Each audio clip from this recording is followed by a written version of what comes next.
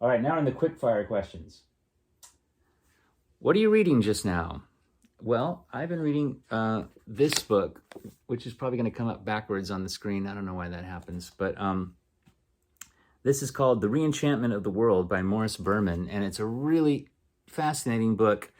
Basically, it's an exploration of sort of the change in human consciousness that was brought about by our transformation from our medieval hermetic esoteric kind of pre-scientific method science and everything that goes with it, our view of the world and how everything.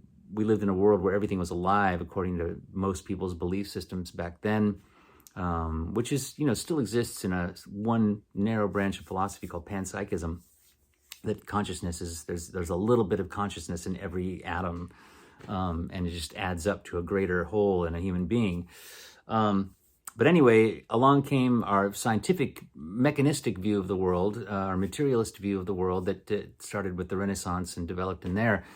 And that has had profound effects on our consciousness. And I think overall that Mr. Berman's argument is that what went missing in that transformation, might be a greater loss than we realize. We have all these material benefits of progress in science, but at what cost to the soul, and what cost to the planet? We view the planet as something to sort of use and harvest from and push around, whereas a less technologically developed society views the planet as something to that you're part of, and we view ourselves kind of as something on top of the planet, that we sort of exist apart from everything, and we're these conscious actors that can sort of do whatever we like with the planet, and that's clearly got consequences.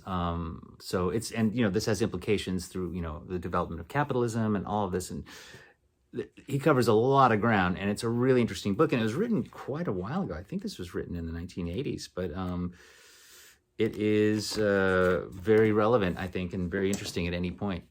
There you go.